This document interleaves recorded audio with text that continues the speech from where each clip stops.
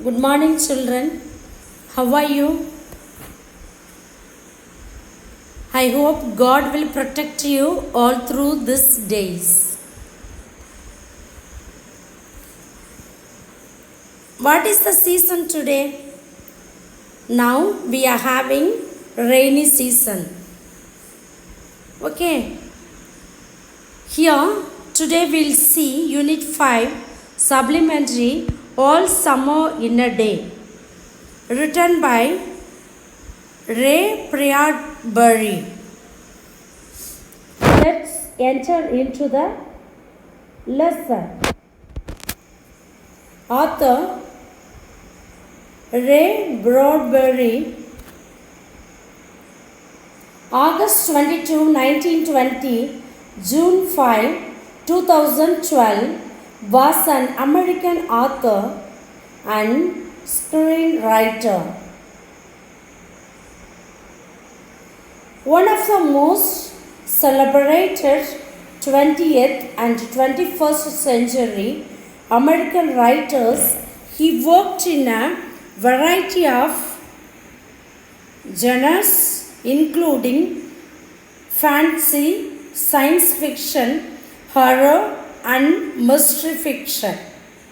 Many of his works were adapted into television and film as well as comic books. The New York Times called Bradbury the writer most responsible for bringing modern science fiction into literary mainstream. Summary: the story is about a class of students on Venus, which in this story is a world of constant rainstorms where the sun is only visible for 1 hour every 7 years. One of the children, Margot, moved to Venus from Earth 5 years earlier, and she is the only one who remembers sunshine since the sun shines regularly on Earth. When the teacher asks them to write a poem about the sun, here is: I think the sun is a flower that blooms for just 1 hour. She describes the sun as a penny or like a fire in the stove. The other children, being too young ever to have seen it themselves, do not believe her. Led by a boy named William, they bully and antagonize her. And just before the sun comes out, William rallies the other children and they lock her in the closet down a tunnel. As the sun is about to appear, their teacher arrives to take the class outside to enjoy their hot true sunshine, and in their astonishment and joy, they all forget about Margot.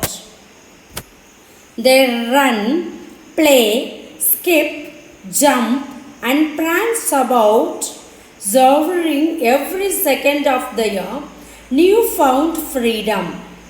Oh, it's better than the sun lamp, isn't it? One of them cries. Suddenly, a girl catches a raindrop in her hands. Thunder sounds, then the lightning comes, and the children run back inside as the sun disappears and it starts to pour again. At this point, one of them remembers Margot, who is still locked in the closet. Ashamed, they let her out of the closet, standing frozen embarrassed over what they have done and unable to meet each other's glances. The precious sun has come and gone, and because of their despicable act, Margot, who loved the sun the most, has missed it.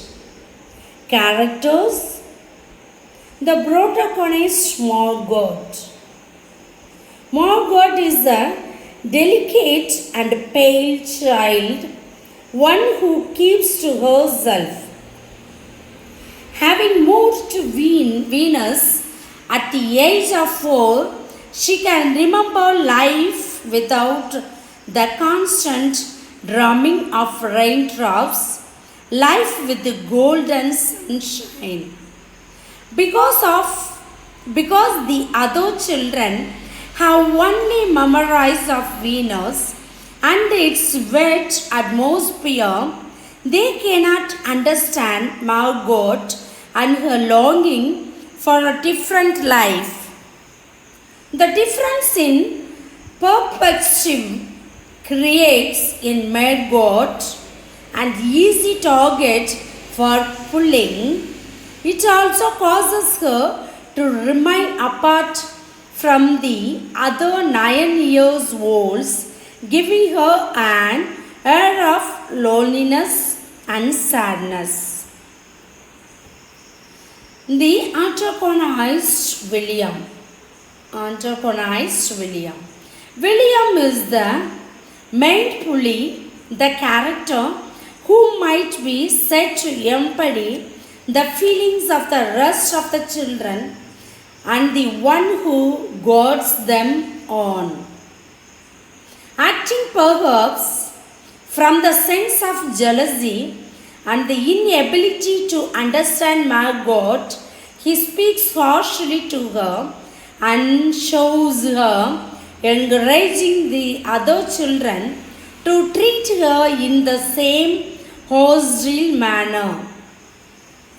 Bradbury does not describe William's physical characteristics, so the character might be understood to be a type for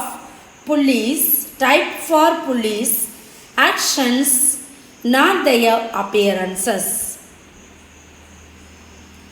The antagonists support the children. Margot and William are the only named characters in the story, with the rest of the students in the classroom being referred to en masses as the children. These children are follows. They support William's actions and don't consider how their actions will affect Margot. Their thoughtlessness doesn't extend merely to Margot either. The inaccessible authority, the teacher. The teacher is neither named nor described by Bradbury, making her more to a token outside authority than a true part of the children's world. She performs her teacher's duty, reprimanding Williams for being cruel to Margot, but only in a limited capacity. She ultimately doesn't see or understand what's happening with the children. The children then might be seen as governing themselves despite the seeming presence of authority. Children, today we are going to see the lesson about all summer in a day. மேரிகாட் அவங்க என்ன பண்ணாங்க அப்படின்னு ஆத்தரை பற்றி எழுத போனால் அவர் 2012 வரை இருந்திருக்காரு. அவர் தான் 2 தலைமுறைக்கு போன 20th 21st 2 ஜெனரேஷனுக்கு அவர் வந்து இருந்து நிறையா போம் எல்லாமே எழுதியிருக்காரு. அவரோட ஃபிக்ஷன் எல்லாமே ஃபிலிம்ஸாகவும் டெலிவிஷனாகவும் காமிக்ஸ் புக்ஸாகவும் வெளிவந்து. ஓகே, அவர் வந்து என்ன பண்ணியிருக்காரு அப்படின்னா ரொம்ப ஃபிக்ஷனுக்கே வந்து நிறையா கட்டுரைகள் எல்லாமே எழுதியிருக்காரு. சம்மரி பார்க்க போனால் வீனஸில் வந்து ஒரு மேரிகாட் அப்படிங்கிற கேர்ள் வந்து ஏர்த்துலேருந்து வீனஸுக்கு போகும். வீனஸில் எப்போதுமே சன் வந்து 7 வருஷத்துக்கு ஒரு தடவை 1 hour தான் வந்து இருக்கும். அதில் ஒரு பையனோட பேர் மட்டும் மென்ஷன் பண்ணியிருக்காங்க, வில்லியம்.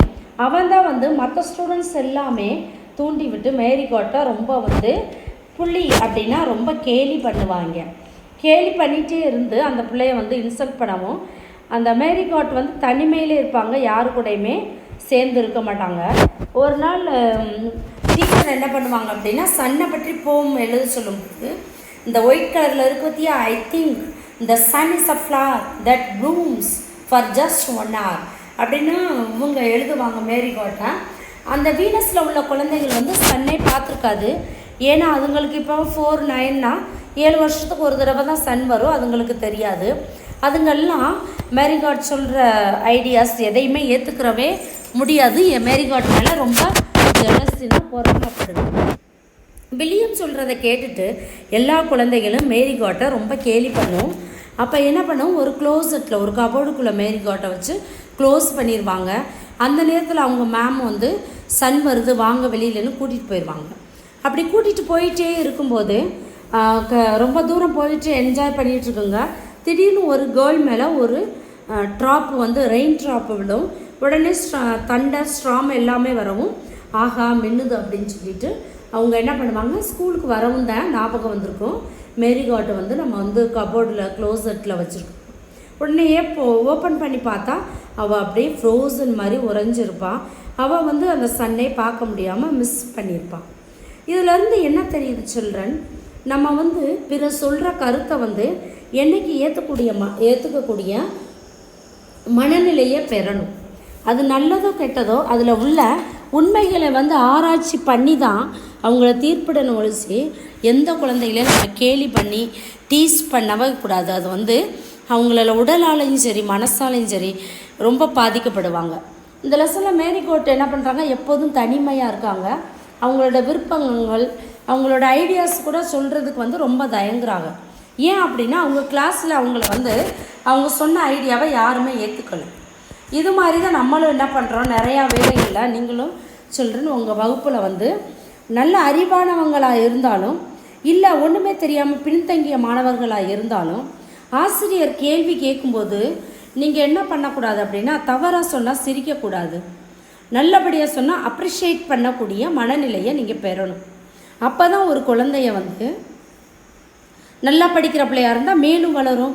நல்லா படிக்காத பிள்ளையாக இருந்தால் எந்திரிச்சு நின்று தவறான ஆன்சரை கூட தைரியமாக சொல்லக்கூடிய திறமையை வந்து வளர்க்கும்.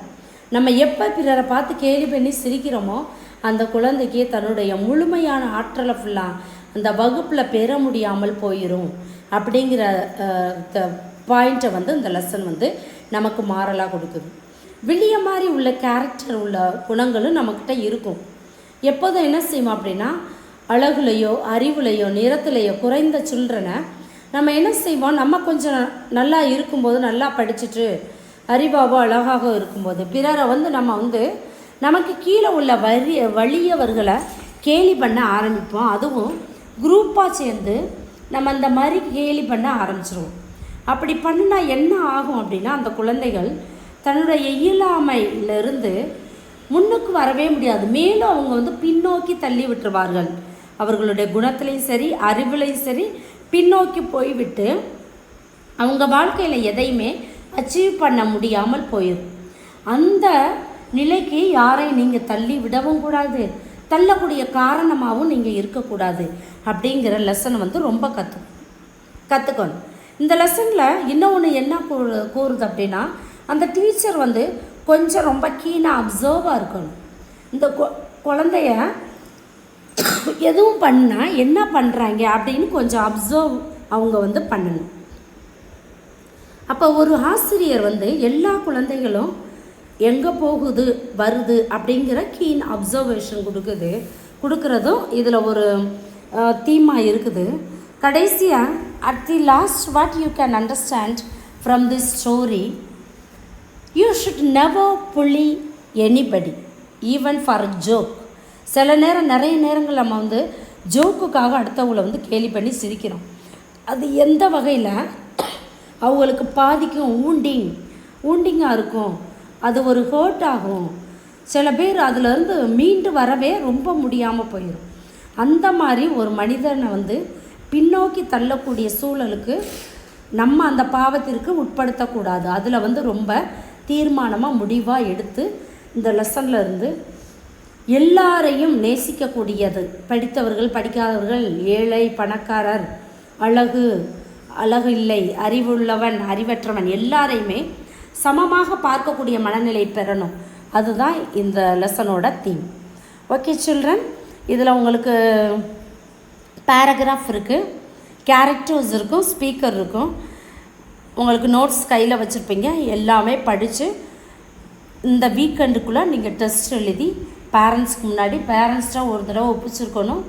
டெஸ்ட் எழுதி in front of the parents you should correct with a pencil and file it in your separate file. When there is a time, I will correct you and give you. Okay children, thank you for watching this video. May God bless you. Bye children.